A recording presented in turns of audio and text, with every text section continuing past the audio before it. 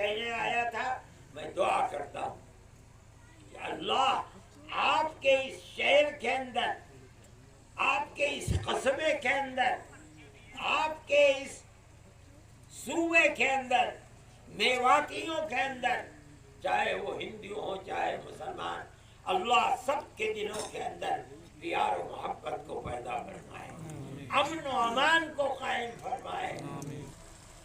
محترم بزرگوں اور دوستوں، ہندوستان ایک ایسا ملک ہے جس کے اندر بہت زیادہ بے شمار اقلیتیں رہتی ہیں۔ کوئی ایک مذہب کی ماننے والی قوم ہندوستان میں نہیں ہے۔ بہت سے ملک ایسے ہیں کہ جن کے اندر ایک مذہب کے ماننے والے لوگ ہی رہتے ہیں، اگر دوسرے مذہب کے لوگ پائے جاتے ہیں تو وہ کھانے پینے اور کمانے کے لیے آتے ہیں۔ لیکن ہندوستان ایسا ملک ہے جہاں بے شمار ہندو، بے شمار مسلمان، بے شمار سکھ، بے شمار عیسائی قبائل اور جین اور دوسرے لوگ پائے جاتے ہیں۔ سب ہندوستان ہی کے رہنے والے ہیں، ان کی زبانیں ایک ہی ہیں، ان کے پہناوے ایک ہی ہیں، ان کا رہن سہن ایک ہی ہے، اور آج سے نہیں ہزاروں سال سے گاؤں در گاؤں، شہر در شہر رہتے چلے آئے ہیں۔ پیار و محبت، اچھا سلوک اور دکھ اور سکھ میں ایک دوسرے کے ساتھ برابر شریک رہتے چلے آئے ہیں۔ کتنے دنوں سے رہ رہے ہیں کسی کو پتہ نہیں۔ اگر مسلمانوں کے گاؤں میں آپ ہندو سے پوچھیں کہ وہ اور اس کے پوروج کب سے گاؤں میں رہتے ہیں، وہ بتا نہیں سکے گا۔ اگر ہندوؤں کے گاؤں میں بسنے والے مسلمانوں سے پوچھیں کہ کتنے دن سے رہ رہے ہیں، بتا نہیں پائے گا۔ سب ہمیشہ ایک دوسرے کے ساتھ بھائی چارے اور محبت کے ساتھ دکھ اور سکھ میں شریک بستے اور رہتے چلے آئے ہیں۔ یہ ہمارے اس ملک کی وشیشتا اور خصوصیت ہے۔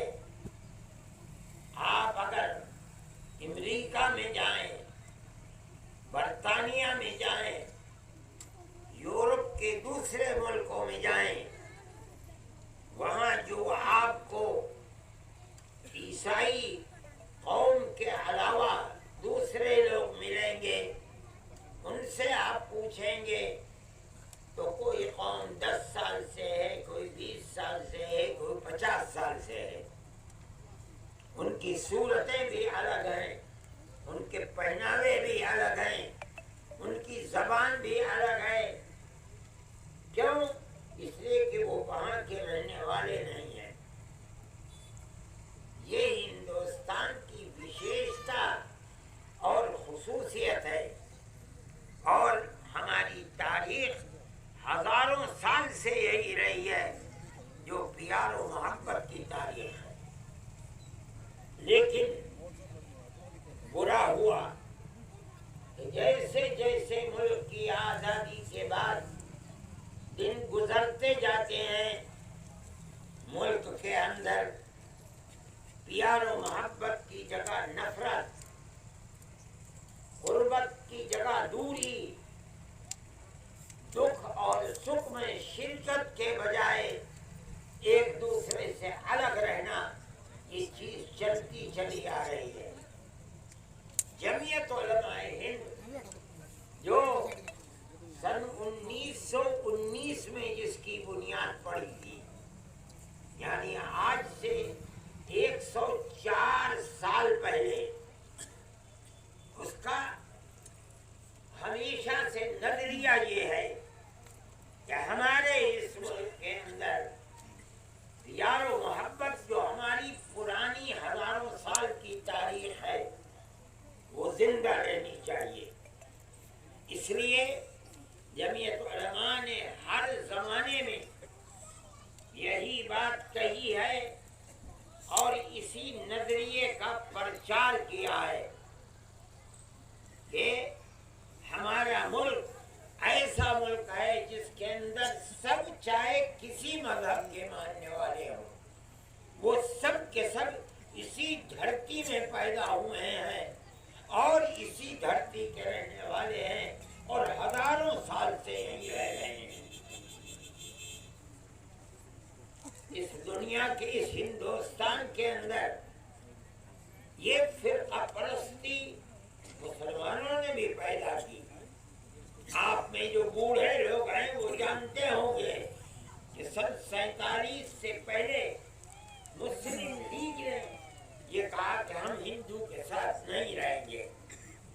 मजहब के नाम पर उन्होंने मुसलमान को पागल और दीवाना बना दिया, यहाँ तक के मुल्क को मजहब के नाम पर ले लिया।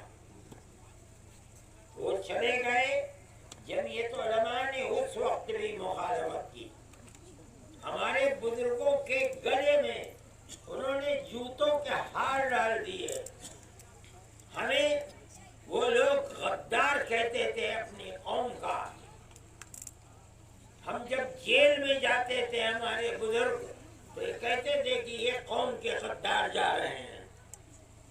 लेकिन हमारी जो सोच थी कि इस मुल्क में प्यार और मोहब्बत रहनी चाहिए, अगर ये तारीख खत्म होगी तो मुल्क बर्बाद हो जाएगा। हम उससे एक कदम हमारे बुजुर्गों पीछे नहीं हटे। हम आज भी इसी नजरिए के ऊपर हैं।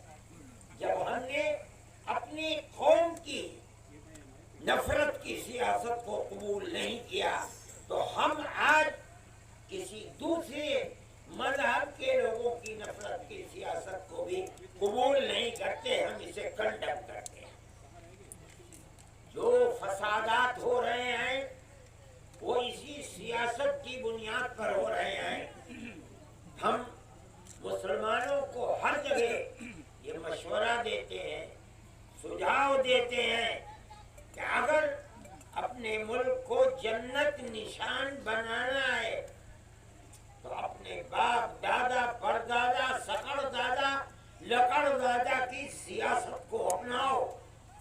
इस मुल्क के अंदर चप्पे चप्पे में प्यार और मोहब्बत, हिंदुओं और मुसलमानों को एक दूसरे के साथ प्यार और मोहब्बत के साथ रहना अपनी जिंदगी का निशाना बना लो, तब तुम इस नफरत की सियासत का मुकाबला कर सकोगे।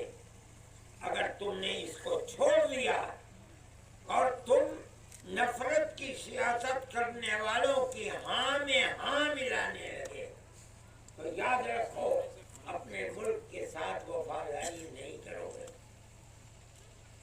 आपके यहाँ फसाद हुआ, मैं ये समझता हूँ कि अगर किसी हिंदू ने मुसलमान को नुकसान पहुंचाया वो भी खराब है, किसी मुसलमान ने हिंदू को नुकसान पहुंचाया वो भी खराब है, हम उसकी भी निंदा करते हैं। इसलिए मैं आपसे कहता हूँ, और मैं उम्र में पहली दफे आपके यहाँ आया हूँ, कि आप प्यार और मोहब्बत का सबक दें, आपस में मिलजुल कर रहे हैं, अपनी खुशी में उनको बुलाएं, उनकी गमी में जाएं और मामला ऐसा करें जैसे एक भाई दूसरे بھائی کے ساتھ کیا کرتا ہے۔ جمعیت علماء کی یہی پالیسی ہے۔ ہم اسی چیز کو لے کر آپ کے پاس آئے ہیں، ملک کے چپے چپے میں جاتے ہیں، اپنی اسی بات کو پیش کرتے ہیں۔ چاہے دنیا کا بڑے سے بڑا آدمی آئے، اگر وہ نفرت کی سیاست کرتا ہے، ہم اس سیاست کو لعنت کی سیاست سمجھتے ہیں۔ ساری دنیا کے آدمی ایک ہی ماں باپ کی اولاد ہیں، ایک دوسرے کے بھائی ہیں، چاہے وہ اونچے طبقے کا برہمن ہو، چاہے دلت ہو، مسلمان چاہے سید ہو، چاہے کوئی اور ہو، سب ایک ہی ماں باپ کی اولاد ہیں، دو ماں باپ کی اولاد نہیں ہے۔ پھر ان میں تفریق کیسی ہے؟ ہمارا مذہب ہمیں سکھاتا ہے کہ غربت اور فقر کی بنیاد کے اوپر، برادری کی بنیاد کے اوپر کوئی اونچا اور کوئی نیچا نہیں ہے۔ اونچا وہ ہے جس کا اپنے اللہ کے ساتھ تعلق بہتا ہے، وہ اونچا ہوگا، چاہے وہ کسی سماج کا آدمی ہو، چاہے کسی برادری کا آدمی ہو۔ جو بات میں کہہ رہا ہوں محبت کی، پیار کی، آپ یہ نہ سمجھے کہ میں کہہ رہا ہوں، میں آپ کو آپ کے مذہب کی بات بتا رہا ہوں، قرآن کی بات بتا رہا ہوں، اللہ کے نبی حضرت محمد صلی اللہ علیہ وسلم کی حدیث کی بات بتا رہا ہوں۔ آپ جہاں رہیں اسی نظریے کے ساتھ رہیں۔ اگر آپ یہ کریں گے تو آپ اپنی اس آبادی کے اندر امن و سکون کو قائم رکھیں گے۔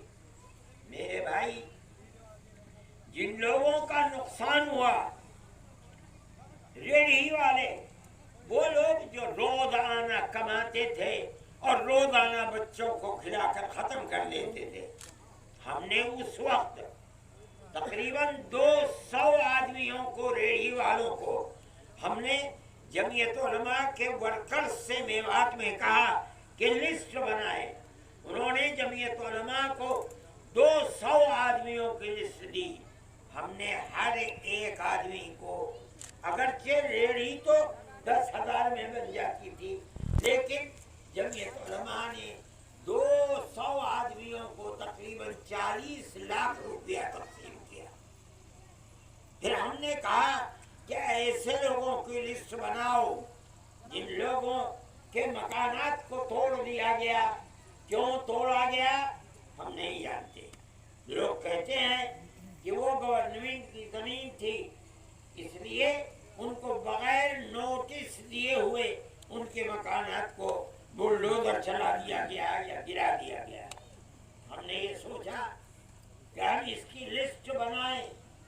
ابراہیم صاحب، مولانا شوکت صاحب اور جو جمعیت علماء کے صدر ہیں مولانا ہارون صاحب اور ان دوسرے حضرات نے ایک لسٹ بنائی۔ ہم نے اس زمین کو خریدا، جمعیت علماء نے۔ اس کے اندر ہم نے تقریباً 20 آدمیوں کے مکانات 100 گز کے اندر بنانے کے لیے نشان ڈلوائے۔ جمعیت علماء آفت اور مصیبت اور فسادات میں جو بھی کام کرتی ہے وہ ہندو اور مسلمان دونوں کے لیے کرتی ہے۔ ہم فساد کو خراب چیز سمجھتے ہیں۔ ہم نے ان دونوں کے لیے 100 گز کے پلاٹ بنائے اور ہم وہ پلاٹ دے رہے ہیں۔ ہمارے برادران وطن اور بھائی بھی ہیں، 3 ہیں۔ ہم ان کو چاہتے تھے کہ وہ یہاں آباد ہوں، لیکن چونکہ وہ نفرت کی لعنت سیاست جو ہندو مسلم کو پاس رہنے میں ڈراتی ہے، انہوں نے کہا کہ ہم اس وقت مسلمانوں کے ساتھ رہتے ہوئے ڈرتے ہیں۔ میں نے کہا ٹھیک ہے، ہم آپ کو پیسے دیں گے، ہم ان کو بھی 1 لاکھ روپیہ دیں گے تینوں کو، اور ہم ان سے کہیں گے کہ آپ کا جہاں جی چاہے آپ اس میں اپنے لیے 10, 20, 25, 50 گز زمین لے لیں اور لے کر کے اپنی زندگی کو گزاریں۔ جو مسلمان ہیں نے ان کے لیے جن سے زمین لی ہے انہوں نے 200 گز زمین دی ہے مکتب اور مسجد کے لیے. ہم ان کی مسجد بھی بنائے گی جمعیت علماء، اللہ چاہے گا، اگر وہ لوگ یہاں آباد ہو جائیں گے. ہم ان لوگوں کو اس مکان کا جس 100 گز کے پلاٹ میں وہ رہے گا ہم وہ اس کے سپرد کریں گے، اور ہم اس کے علاوہ 1 لاکھ روپیہ اس کو مزید دیں گے. وہ شروعات کرے گا، وہ چیک ہمارے پاس موجود ہے. جب وہ کام کی شروعات کر دے گا ہم اس کا تحفہ اس کے ہاتھ میں رکھ دیں گے. یہ سب جمعیت علماء ہند کی طرف سے ہوگا. لیکن ہماری بنیاد کام کی یہی ہے کہ آپ آپس میں ہندو مسلم مل کر پیار و محبت کے ساتھ رہیں. نفرت کی سیاست نہ آپ کو چین و سکون دے گی، نہ آپ کے پڑوس میں رہنے والے ہندو کو چین و سکون دے گی. یہ ہماری آپ سے گزارش ہے، اور جمعیت علماء ہمیشہ یہی کرتی ہے. وہ لوگ جو مصیبتوں میں گرفتار ہیں، روزانہ مسلم اور کہیں کہیں کسی غیر مسلم جوان کو پکڑ کر اور دہشت گردی کے الزام میں ان کی زندگی برباد کر دیتی ہے فرقہ پرست طاقت. جمعیت علماء ہند ان کے کیس کو بھی لڑتی ہے. اس میں ہندو بھی ہیں، مسلمان بھی ہیں. ہم پڑھنے والے بچوں کو جو اعلیٰ تعلیم پڑھتے ہیں ہم ان کو وظیفہ دیتے ہیں. تقریباً ہر سال 2 کروڑ روپیہ دیتے ہیں ہم ان کو. اس کے اندر مسلمان بچے بھی ہیں، ہندو بچے بھی ہیں، ہم ان کو بھی دیتے ہیں. مصیبتیں آ جاتی ہیں، سیلاب آ جاتا ہے، ہم جو اس کے لیے کھانے پینے کے سامان کو لگاتے ہیں، کھلاتے ہیں. ایک کیمپ میں 2700 آدمی، صبح کو 2700، شام کو 2700 بنگال کے اندر کھاتے تھے. کوئی قید نہیں تھی کتنے مسلمان کھا رہے ہیں، کتنے ہندو کھا رہے ہیں. ایک مصیبت ہے. مصیبت نام اور دھرم پوچھ کر نہیں آتی. آئی مصیبت، جو مصیبت کا شکار ہے ہم اس کی مدد کرتے ہیں. ہم آپ کے یہاں اسی لیے آئے ہیں، اور ہمارا بنیادی مقصد یہ ہے کہ ہم آپ کو یہ پیغام دے کر جائیں، پیار کا، محبت کا پیغام دے کر جائیں. مذہب کی بنیاد پر نفرت ہمارے آقا حضرت محمد صلی اللہ علیہ وسلم نے منع فرمایا ہے. آپ کو محبت ان سے بھی تھی جو مسلمان تھے، آپ کو محبت ان سے بھی تھی جو مسلمان نہیں تھے، یہودی تھے، مشرک تھے، بتوں کی پوجا کرتے تھے. آپ کو سب سے محبت ہے. جو حدیث کو پڑھتے پڑھاتے ہیں وہ جانتے ہیں کہ آپ کا تعلق اور محبت سب سے تھا. ہم اگر آپ کے ماننے والے ہیں، آپ کے جوتوں کو اپنے سر پر رکھنے والے ہیں، تو ہمیں بھی اپنی زندگی اسی طرح پیار و محبت کی گزارنی چاہیے، بنانی چاہیے جس طرح آپ کی اپنی زندگی تھی. ہمارے آقا حضرت محمد صلی اللہ علیہ وسلم کی زندگی تھی. میں یہ بات کہنے آیا ہوں، اور ان مسلمانوں کو جو مصیبت کا شکار ہوئے ہیں، جو ہماری لسٹ تھی، ہم ان لوگوں کو آواز لگا کر ان کو دے دیں گے. اور پیسہ یہاں آ چکا ہے، ہم وہ بھی چیک لے کر کے آئے ہیں، ہم وہ بھی دیں گے. مگر وہ یہاں کچھ اینٹیں ڈلوا دیں، کام کرنا شروع کر دیں. یہ ابراہیم صاحب اور جو یہاں کی ذمہ دار ہیں جمعیت علماء کے، وہ ان کو بلائیں گے اور وہ چیک ان کے ہاتھ کے اندر دے دیں گے. میں یہی کہنے آیا تھا. میں دعا کرتا ہوں کہ اللہ آپ کے اس شہر کے اندر، آپ کے اس قصبے کے اندر، آپ کے اس صوبے کے اندر، میواتیوں کے اندر، چاہے وہ ہندو ہوں چاہے مسلمان، اللہ سب کے دلوں کے اندر پیار و محبت کو پیدا فرمائے، امن و امان کو قائم فرمائے، اور دنیا کی زندگی کو سب کی آباد فرمائے، اور